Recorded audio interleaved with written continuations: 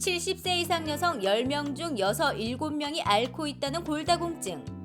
통증 같은 특별한 증상이 없다 보니 골다공증을 대수롭지 않게 생각하는데, 골다공증이 있는 어르신의 경우 살짝만 넘어져도 고관절, 즉 엉덩이 뼈가 골절될 수 있고 누워 지내다 합병증으로 이어져 사망할 수 있다고.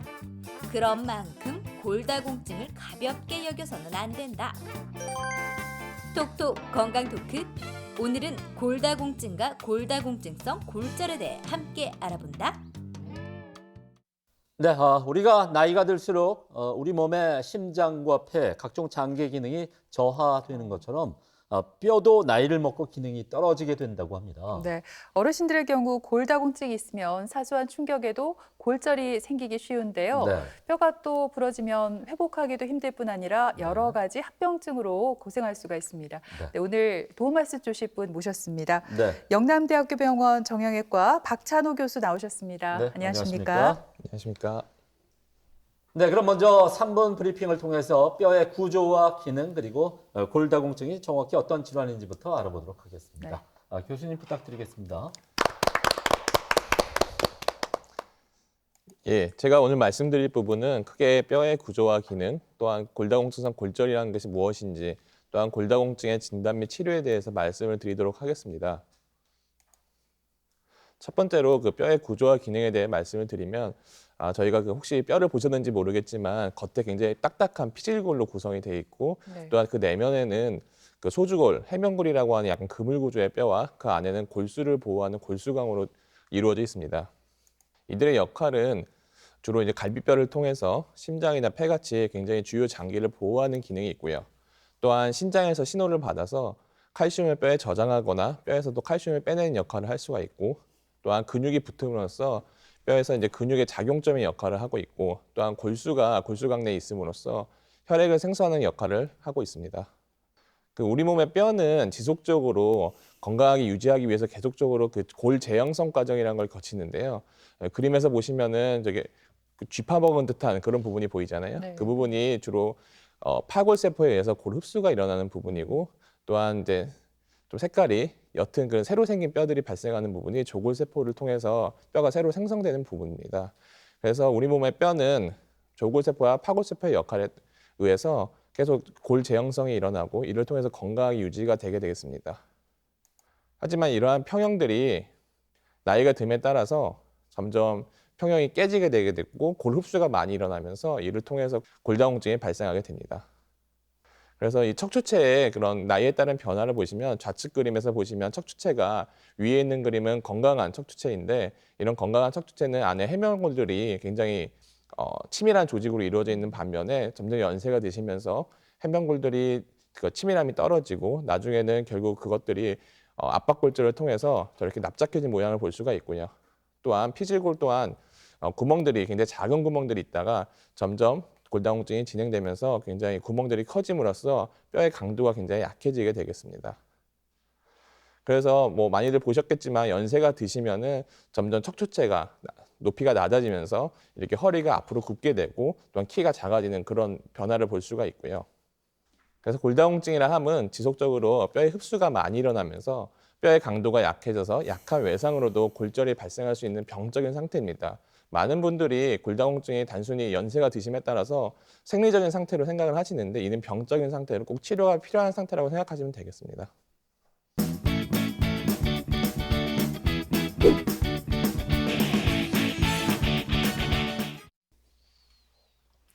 네, 먼저 이 골다공증이 어떤 질환인지 알아봤습니다. 네. 말 그대로 뼈에 구멍이 이렇게 송송 뚫리는 질병 같은 생각이 드는데요. 네. 교수님, 실제로 골다공증을 앓고 계신 어르신들 얼마나 되나요? 골다공증의 유병률은 특히 여성분들에게 높은데요.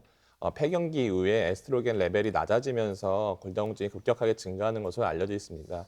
그래서 70세 미만, 60세 이상의 여성분들은 약 32%, 그다음 70세 이상의 여성분들은 한 65% 정도가 골다공증을 갖고 있는 것으로 그 국민건강영양조사에서 알려져 있습니다. 특히 골다공증 골절이라고 하는 거는 우리가 고관절 골절, 손목 골절, 척추 골절을 얘기하는데요. 80세 이상 같은 그런 연세가 많이 드신 노인분들은 주로 넘어지시면서 고관절 근처가 지면에 닿기 때문에 고관절 근처가 잘 부러지게 되겠고요. 비교적 60세 이상의 비교적 젊으신 분들은 비교적 걸음걸이 속도가 빠르고 앞으로 넘어지시는 경우가 많기 때문에 그런 경우에는 손목골절이 잘 발생한다고 되어 있습니다. 특히 이런 골다공증성 골절이 발생하는 원인으로서는 대부분은 그냥 단순 낙상, 미끄러짐이 가장 많고요. 주로 잘 발생하는 시기는 겨울철에 땅이 미끄럽기 때문에 잘 미끄러져서 겨울철에 잘 발생하고 또한 3월, 4월 같은 봄 같은 경우 이때 외부 활동이 점점 많아지는 시기이기 때문에 이때 골다공증성 골절이 잘 발생하는 것으로 되어 있습니다. 특히 우리나라는 이미 고령화 사회에 진입을 했지만 2050년이 되면은 약 인구의 한 50% 가까이가 65세 이상의 노인이 되기 때문에 특히 이런 골다공증과 골다공증성 골절이 앞으로 계속 지속적으로 증가할 것으로 예상이 되고 있습니다. 네, 이렇게 기대 수명이 높아진 만큼 골다공증과 골다공증성 골절 역시 발병률이 많이 증가를 하고 있습니다. 그럼 계속해서 오해와 진실 코너를 통해서 이 질환에 대해서 좀 더 자세히 알아볼까 하는데요. 문제 첫 번째 질문 드리도록 하겠습니다. 통증이 없다면 골다공증 치료를 받지 않아도 된다입니다. 네. 김철원 씨 어떻게 생각하십니까? 방금 질문하실 때 제가 우리 교수님 이렇게 표정을 좀 이렇게 살폈거든요. 보셨어요? 네. 네. 약간 입 모양이 약간 오라고 말씀하신 것 말도 안 같아요. 왜냐하면 네. 힌트를 좀 주신 것 같습니다. 왜냐하면 골다공증은 뭐 암은 아니잖아요. 그래서 뭐 통증이 없다면 굳이 바로 치료는 안 받아도 될 것 같아요. 왜냐하면 치료가 뭐 득도 있지만 또 실도 있으니까 일단은 통증이 없으면 지켜봐야 되지 않을까요? 저는 교수님 입 모양을 봤는데 그냥 이렇게 다물고 계셔서 저는 X라고 생각을 하는데요. 늦게 봐서 그런 거예요. 아, 그런가요? 골다공증의 특징이 아프지 않다는 거잖아요. 많은 분들이 뭐 아프지 않으니까 괜찮아 하고 그냥 놔두시는데 이 골다공증이 있으면 정말 작은 충격에도 뼈가 부러지기가 쉽고요. 또 특히나 어르신들 같은 경우에는 이게 정말 뼈가 부러지면 치명적일 수가 있습니다. 그래서 통증이 없어도 저는 치료를 받아야 한다고 생각을 하거든요. 교수님, 누가 정답인가요? 네, 이번 문제의 정답은 예은 씨가 맞겠습니다. 어. 철원 씨가 저의 힌트를 잘 이해를 못하시는 것 같습니다. 그러네요.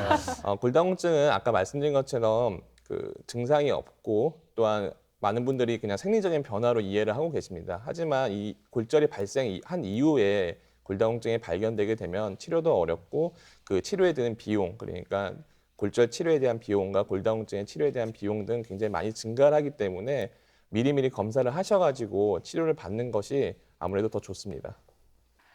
네, 골다공증 같은 경우에는 통증과 같은 아무런 증상이 없어서 방치를 하는 경우가 많은데 이렇게 네. 되면 골절도 잘 되고 이로 인한 합병증으로 사망에까지 이를 수 있다고 합니다. 네. 교수님, 골다공증이 참 무서운 질병 같아요. 네. 작은 충격으로도 뼈가 부러질 수가 있는데 어르신들의 경우 엉덩이 뼈가 부러지면 굉장히 치명적일 수 있다고요. 예, 맞습니다. 엉덩이 뼈라면 보통 이제 저희가 고관절 골절을 많이 말씀을 드리는데요. 그런 고관절 골절이 우리나라가 고령화 사회에 듦에 따라서 점점 증가를 하고 있습니다. 해마다 수치도 고관절 골절 발생 수도 굉장히 증가를 하고 있고요. 이를 인구 10만 명당 발생률을 비교했을 때도 한 10만 명당 200명가량이 고관절 골절이 발생을 하고 있습니다. 굉장히 암이나 심근경색, 뇌졸중, 결핵 같은 질환들은 굉장히 심각한 질환으로 생각을 하시고 많이들 겁내시지만 고관절 골절은 그렇게 겁을 안 내시는 것 같은데요. 다른 질환들과 비교를 하더라도 굉장히 유병률이 10만 명당 유병률이 굉장히 높은 것으로 나타나 있기 때문에 특히 여성분들에서 많기 때문에 고관절 골절을 적절하게 치료를 하는 것이 중요하겠습니다. 그래서 크게는 이제 고관절 골절은 이제 대퇴경부골절이라고 해서 대퇴골의 목 부분이 부러지는 대퇴경부골절이 있고 이런 경우에는 대부분 인공관절 수술을 하시는 경우가 많고요. 또한 그 밑에 약간 전자간이라고 하는 부분이 있는데요. 그 부분 같은 경우는 골절이 발생하게 되면은 내고정 치료로 치료를 하는 경우가 많이 있습니다. 근데 고관절 골절의 가장 무서운 점은 뭐냐면 사망률이 매우 증가한다는 것입니다. 뭐 암이나 이런 것이 아님에도 불구하고 한 고령 환자분들이 고관절 골절이 발생하게 되면 어떤 문헌에서 1년 이내에 한 10%가량이 사망한다고 되어 있고 또 어떤 다른 문헌에서는 한 20%까지도 한 5명에 1명은 사망한다고 되어 있기 때문에 고관절 골절 이후에 적절한 치료가 매우 중요하겠습니다. 네, 그런가 하면요. 이 한쪽 엉덩이 뼈가 골절이 됐어요. 그러면 이후에 다른 쪽 엉덩이 뼈도 골절될 확률이 높다고요, 교수님. 진짜 이 고관절의 골절을 정말 조심을 해야겠어요. 어떤가요? 예, 맞습니다. 2차성 고관절 골절이라고 하여서 한쪽 고관절 골절이 발생한 이후에 반대편 골절이 재골절이 발생한 것을 저희가 2차성 고관절 골절이라고 말합니다.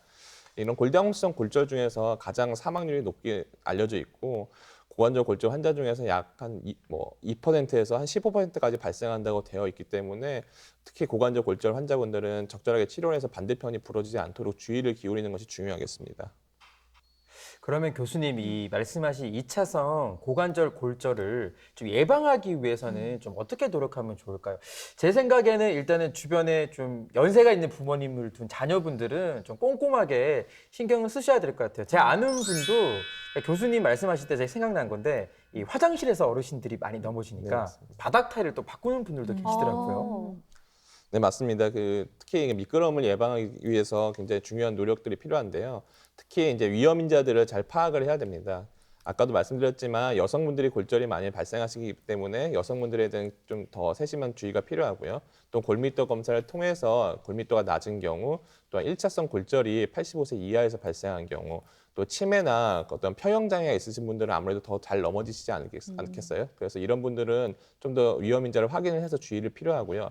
특히 이런 1차성 고관절 골절이 발생한 이후에 반대편 2차성 고관절 골절이 대부분 1년 이내에 많이 발생한다고 알려져 있습니다. 그래서 1년 이내에 특히 주의를 기울이시는 게 중요하고, 하지만 이런 2차성 골절의 위험성은 최소 10년 동안 지속되기 때문에 지속적으로 골다공증 치료는 유지를 하셔야 되겠습니다. 그래서 골다공증 약물 치료가 중요하고요. 또 혼자 생활하신 분들은 골절이 발생하는 위험성이 더 높기 때문에 어떤 가족이 같이 생활하시거나 어떤 시설에서 거주하시는 것이 중요하고, 또한 평형이나 낙상 예방을 위해서 거기에 맞춘 재활 치료가 많이 필요하겠습니다. 네, 그리고 또 골다공증이 있는 어르신들 같은 경우 사실 허리를 뭐 살짝 삐끗하거나 재채기만 잘못해도 척추 골절로 이어질 수 있다는 얘기가 있는데 교수님 이게 맞는 말인가요? 예, 맞습니다. 거의 어르신들은 뼈의 상태가 거의 달걀 껍질 정도로 생각하시면 되겠습니다. 그렇기 때문에 그런 가벼운 충격, 살짝 넘어지시거나 아니면 충격이 아니시고 그냥 재채기를 하시더라도 이 척추가 압박골절이 발생할 수가 있습니다. 척추 압박골절이 그림에서 보이실지 잘 모르겠지만 척추가 높이가 낮아져가지고 한마디로 위아래로 찌부러졌다고 얘기할 수 있을까요? 그런 골절을 척추 압박골절이라고 하고요. 한 군데서만 발생하는 것이 아니라 이후에 여러 군데에서 발생할 수 있기 때문에 이런 반복적인 척추 압박골절이 발생하게 되면은 이 그림과 같이 허리가 후만증, 뒤로 이렇게 굽는 그런 현상이 발생할 수가 있습니다. 그래서 척추 골절 치료의 그냥 기본적인 치료는 일단은 누워서 침상 안정을 취하시고 통증 조절을 하고요. 또한 척추 보조기를 하시는 것이 치료고, 또한 골다공증 치료를 같이 유지하는 것이 좋겠습니다. 이후에도 통증이 지속된다면 시술을 통해 가지고 아니면 또한 수술을 통해서 치료를 할 수가 있고요. 가장 일반적으로 많이 하는 것이 척추 풍선 성형술입니다.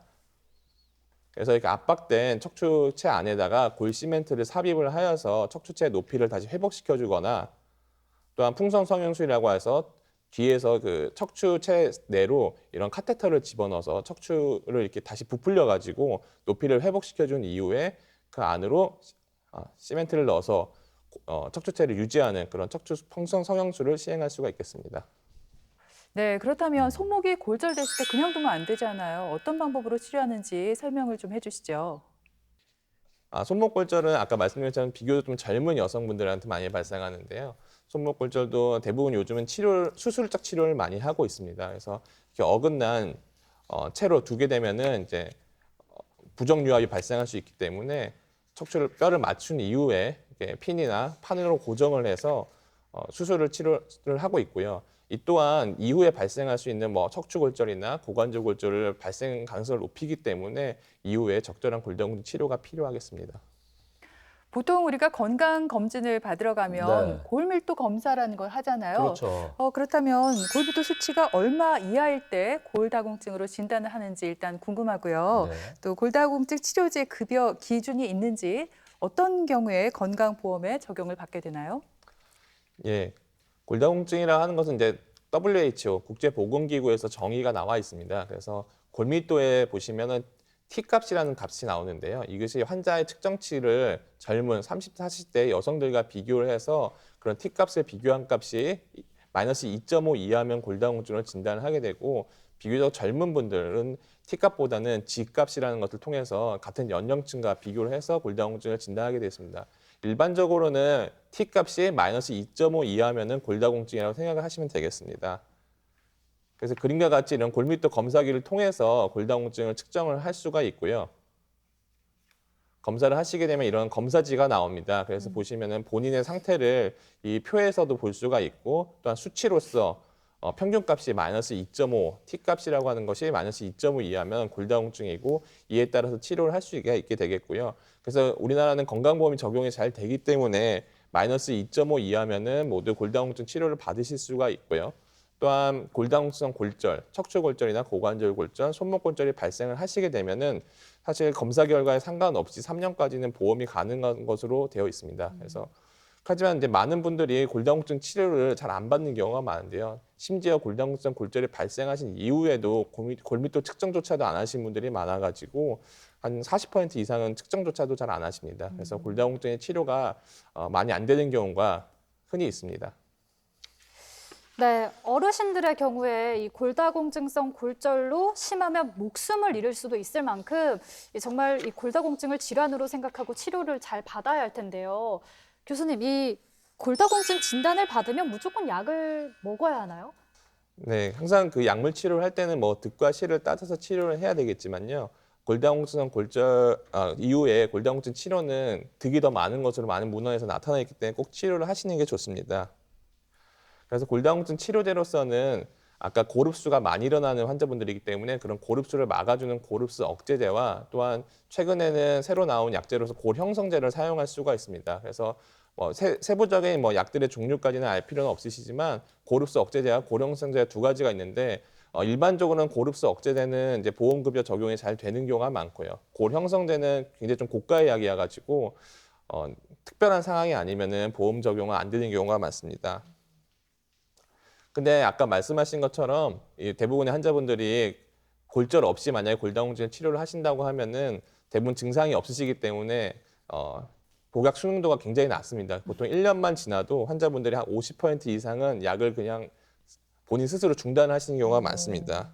그래서 저희가 계속 환자분들한테 병원에 꼭 나오셔서 치료를 받으라고 설명을 드리는데 대부분이 좀 많이 안 오시는 경우가 많아서 항상 이 부분에 대해서 좀 설명을 많이 드리고 있습니다. 또한 그 단순하게 골다공증 치료제뿐만이 아니라 비타민 D와 칼슘 치료도 매우 중요한데요. 특히 요즘에는 그 비타민 D의 역할에 대해서 많이들 얘기를 하고 있습니다. 그 비타민 D가 단순히 골다공증의 뼈 흡수, 칼슘 흡수에만 영향을 주는 것이 아니라 또한 근육 감소증에도 영향을 주고 있고 또한 낙상을 예방하는 효과도 있다고 많이 밝혀져 있어서 비타민 D를 저희가 꾸준하게 처방을 하고 있고요. 특히 다른 나라에 비해서 우리나라 사람들이 비타민 D가 많이 부족한 것으로 알려져 있습니다. 그래서 기준을 20나노그램으로 따졌을 때 또한 30나노그램으로 따졌을 때도 보면은 거의 여성은 30나노그램을 기준으로 했을 때는 90% 이상이 비타민 D가 매우 부족하기 때문에 이것이 칼슘 흡수를 억제하는 효과가 나타날 수 있고요. 그렇기 때문에 비타민 D를 지속적으로 섭취를 하시는 게 좋겠고요. 그래서 비타민 D 권장량은 최소 60세 이상은 하루에 800에서 1000 유닛을 복용을 하시라고 말씀을 드리고 있고 그래서 최저 혈중 농도를 30나노그램으로 유지하는 것이 좋고 또한 비타민 D가 칼슘 흡수를 위해서 절대적으로 필요하고 또한 근력을 유지시켜주기 때문에 낙상을 예방하는 데 매우 효과적으로 알려져 있습니다. 네, 사실 요즘 같은 때는 코로나19 때문에 바깥 나들이를 자제하다 보니까 햇볕을 쬐는 것도 참 힘이 들고 네. 또 단순히 햇볕 쬐기만으로는 한계가 있기 때문에 어르신들 같은 경우 비타민 D를 꼭 잘 좀 챙겨 드시는 게 중요할 것 같습니다. 자, 이쯤에서 오해와 진실 오늘 두 번째 문제 드리겠습니다. 두 분, 자, 근력 운동이 뼈 건강에 좋다입니다. 네, 천호씨, 씨, 정답 O일까요, X일까요? 이거는 뭐 제가 두 마디 하면 잔소리니까 세 마디 하겠습니다. 네. 정답은 O입니다. 왜냐하면 이 운동은 아무리 강조해도 지나치지 않는 게 운동이에요. 근데 보통 실천을 안 하기 때문에 그래요. 특히나 좀 연세 있는 분들도 너무 뭐 지나치게만 아니면 운동을 또 젊을 때부터 꾸준히 하시면 당연히 이제 뼈도 튼튼해지고 골다공증 예방도 되지 않을까 싶은데 또 예은 씨는 반대겠죠? 당연히 그렇죠. 저는 생각이 다릅니다. 아무래도 젊은 분들한테는 운동이 참 좋겠지만 연세가 있는 분들한테는 아무래도 뼈를 좀 최대한 아끼는 게 좋을 것 같아요. 운동은 웬만하면 좀 자제하시는 게 도움이 되지 않을까 싶거든요. 교수님. 누가 정답인가요? 네, 이번 문제는 네, 철원 씨가 정답입니다. 그래서 근력 운동을 꾸준하게 하는 것이 물론 도움이 많이 되고요. 하지만 대부분 고령의 환자분들이 그 고강도의 근력 운동을 하시기가 어렵습니다. 그래서 보통 제가 환자분들한테 설명드리는 거는 가벼운 아령, 1kg짜리 아령이라도 상체 운동이라도 하시면은 그것이 효과가 있다고 말씀을 드리고요. 또한 뭐 침상에 누워 계시거나 뭐 소파에 앉아 계실 때도 다리 근력 운동, 허벅지에 힘 주는 운동을 많이 하라고 말씀드려요. 다리 그냥 누워서 다리만 들어도 근력 네. 운동이 되기 때문에요. 그걸 설명을 많이 드리고 많은 분들이 단순하게 걷고 유산소 운동만을 많이 말씀하시는데 그런 가벼운 근력 운동만으로도 효과가 있기 때문에 꼭 네. 근력 운동도 같이 실행을 하셨으면 좋겠습니다. 네. 네. 그렇다면 또 운동하니까 궁금해지는 게 젊었을 때부터 이 운동량을 좀 많이 늘려놓으면 골다공증 네. 예방하는 데 도움이 되지 않을까 싶어요, 교수님. 예, 맞습니다. 그 근육이나 골량은 결국에 젊었을 때 가장 최고점을 찍은 이후로부터 점차 감소하는 것이기 때문에 네. 젊었을 때 충분히 골량이나 아니면 근육량을 충분히 얻어놓는다면은 이후에 연세가 드시면서 감소함에도 불구하고 다른 분들에 비해서 아무래도 좀 유지하는 게 좀 더 수월하시지 않을까 생각이 듭니다. 네, 그렇군요. 네. 지금부터라도 운동 좀 열심히 해야겠다는 생각이 듭니다. 그렇습니다. 네, 교수님 마지막으로 방송을 보고 계시는 우리 시청자들께 부탁드리고 싶은 내용이 있으면 정리를 좀 해주시죠. 네. 네, 제가 말씀드리고 싶은 부분은 그 기대 수명이 굉장히 증가함에 따라서 그런 골다공증의 유병률 및 골다공증 골절의 빈도가 매우 증가를 하고 있습니다. 특히 골다공증이라고 하는 거는 아까도 말씀드린 대로 병적인 상태이시기 때문에 증상이 없더라도 꼭 검사를 해보시고 치료를 받으셨으면 좋겠고요. 또한 한번 골절이 어디든 발생하게 되면은 재골절의 가능성이 높기 때문에 골절 이후에 좀 적극적으로 골다공증 치료 또한 재활 치료를 하시면 좋겠고 또한 굉장히 우리나라 사람들이 비타민 D 레벨이 낮기 때문에 그런 골다공증 치료를 잘 유지하시고 또한 비타민 D를 꾸준하게 복용하시는 것이 되게 중요하다고 생각합니다. 네, 이렇게 골다공증은 별다른 통증이 없다 보니까 그냥 방치하는 경우가 많이 있는데 이게 골절로 이어질 수가 있겠고 특히나 어르신들 같은 경우 엉덩이 관절이 골절되게 되면은 폐렴과 욕창, 심장 질환 같은 합병증 때문에 심할 경우 사망까지 이를 수 있다고 합니다. 네, 그런 만큼 골다공증이 의심이 된다면 정확한 진단과 치료 꼭 받아보시기 바랍니다. 네. 네, 지금까지 이 시간 도움 말씀에 네. 영남대학교 병원 정형외과 박찬호 교수께서 수고해 주셨습니다. 네, 오늘 고맙습니다. 고맙습니다. 네, 김철원 씨, 장혜은 씨 두 분도 수고했습니다. 네. 네, TBC 클리닉 건강 365 오늘 준비한 내용은 여기까지입니다. 한 주간 건강하게 보내시고요. 네. 저희는 다음 시간에 다시 뵙겠습니다. 고맙습니다. 고맙습니다.